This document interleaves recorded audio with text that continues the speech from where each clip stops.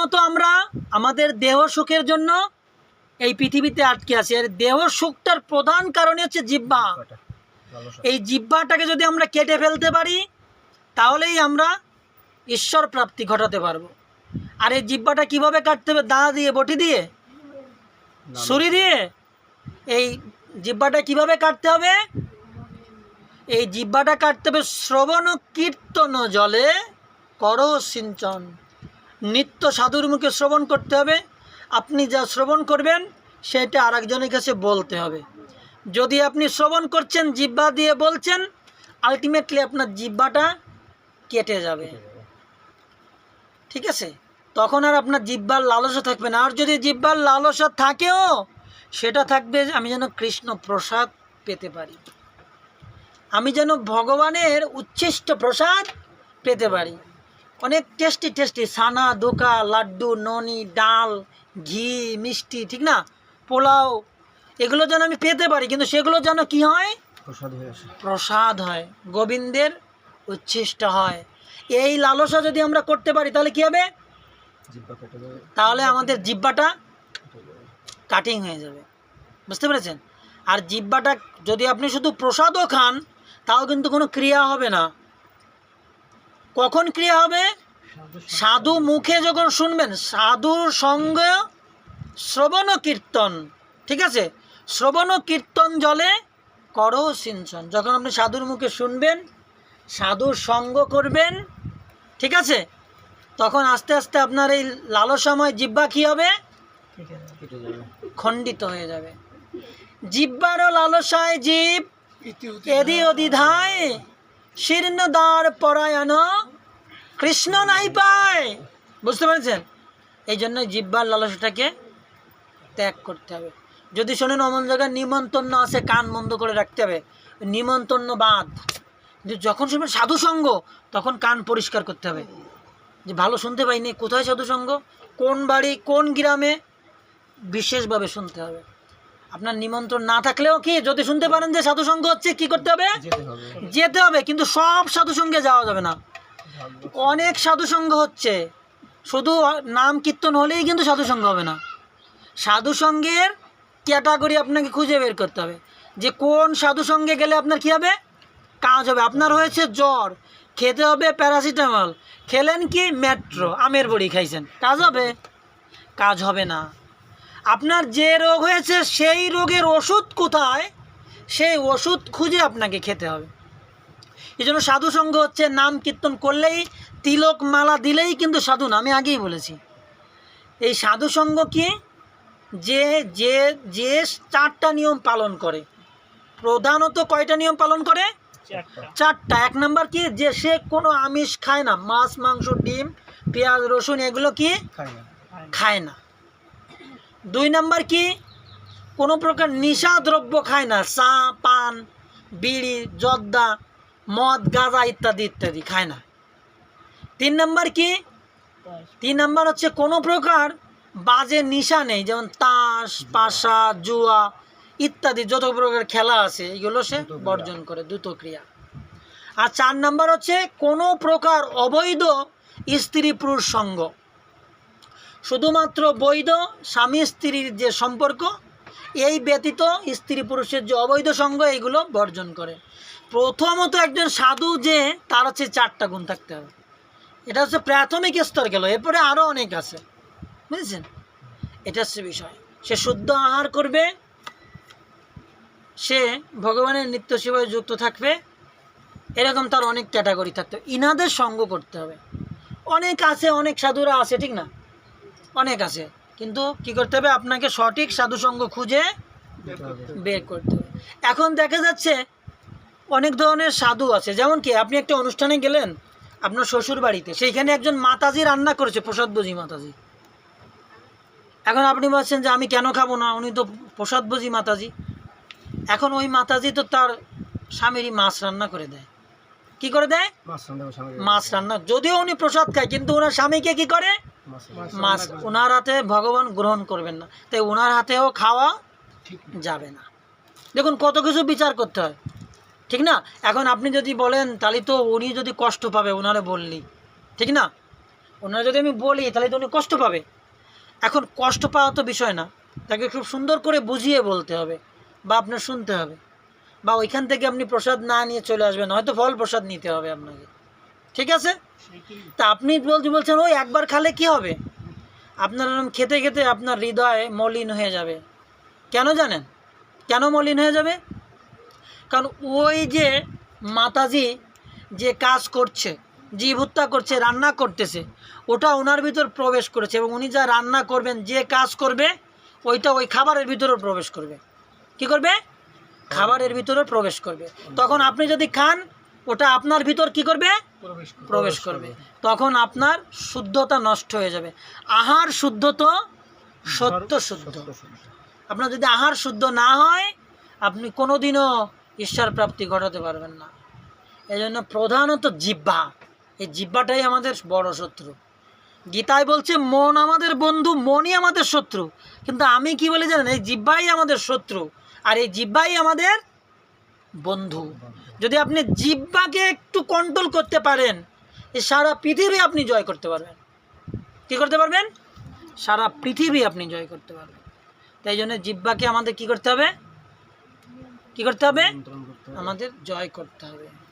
তাহলেই আমরা ভগবানের কৃপা লাভ করতে পারবো। তো এই পথ অনেক কঠিন, অনেক দুর্বিষহ, অনেক লম্বা, অনেক বড় এই পথ। এই পথে আমরা যত অগ্রসর হব, তত আমাদের বিপদ হবে। আজকে কিছু ভক্তরা এই নামহট্টে আসার সময় তাদের কিছু টাকা পয়সা মায়ানদে চলে গিয়েছে। দেখুন, ভগবানের দিকে আসছেন, ভগবান পরীক্ষা করা শুরু করে দিয়েছে। এখন আপনি যদি ভাবেন দোষ, এখন আর যাবোই না, সাধু সঙ্গে আসার সময় এত বড় ক্ষতি হয়ে গেল আমাদের। ভগবানের দিকে যত আগাবেন, তত বাধা আসবে, তত পরীক্ষা আসবে। আর এই পরীক্ষা যত আসবে, ততই আপনি পড়াশোনা করবেন। আচ্ছা, এত পরীক্ষা কেন হয় জানেন? যদি স্কুলে পরীক্ষা না হয়, এই একটা স্টুডেন্ট পড়াশোনা করবে না। করবে? পড়াশোনা করবে? করবে না। যে পরীক্ষা, আরে 3 দিন পরে পরীক্ষা, তাহলে একটু পড়াশোনা করবে, মা বাবা একটু গাইড করবে। ঠিক ভক্তের জীবনেও পরীক্ষা ভগবান দেয় কেন? পরীক্ষা আসলেই না এ হরিভজনে দৃঢ় হবে, পরীক্ষা আসলেই না এ বেশি বেশি জপ করবে, একে পরীক্ষা দিলেই না এ বেশি বেশি আমার সেবা করবে, পরীক্ষা দিলেই এ কী হবে? আমার বেশি বেশি শরণাগত হবে। এই জন্য এই জড়জগতে এত পরীক্ষা, ক্লাস টেস্ট, কুইজ টেস্ট, ঠিক আছে, প্রথম সাময়িক, দ্বিতীয় সাময়িক, ফাইনাল। ঠিক ভক্তের জীবনেও কি প্রথম সাময়িক, দ্বিতীয় সাময়িক, কোয়ার্টার ফাইনাল, সেমিফাইনাল, ফাইনাল আছে। এই ফাইনালে যদি কেউ যেতে পারেন, ফাইনালে গিয়েও অনেকে পড়ে যায়, সবাই কিন্তু গোল দিতে পারে না। আপনি যদি ফাইনালে গিয়ে গোল দিতে পারেন, তাহলেই আপনি ভগবত ধামে ফিরে যেতে পারবেন। বুঝতে পেরেছেন? ফাইনালে গিয়েও অনেকে ব্যর্থ হয়, অনেকে হেরে যায়। ভগবান পরীক্ষা নেয়। অনেকে আছে না যে মরার আগে একটু মাছ খেতে চায়, সারা জীবন নিরামিষ খেয়েছে, ঠিক না? সারা জীবন নিরামিষ খেয়েছে, মরার আগে বাবা আমাদের যদি কাশ্মীর মাংস দিতি, খুব মনে পড়ে, খুব কি করে, খুব মনে পড়ে, বাবা আমারও যদি ওই বিলির তেল আলা ডিম ভরা কই মাছ খাওয়াতি, তাহলে খুব ভালো লাগতো বাবা, ঠিক না? সারা জীবন নিরামিষ খায়, মৃত্যুর আগে কি হচ্ছে? তার আমিষ খাওয়ার ইচ্ছা হচ্ছে, তার মাছ খাওয়ার ইচ্ছা হচ্ছে। এটা কেন জানেন? এটা ভগবানের ফাইনাল পরীক্ষা।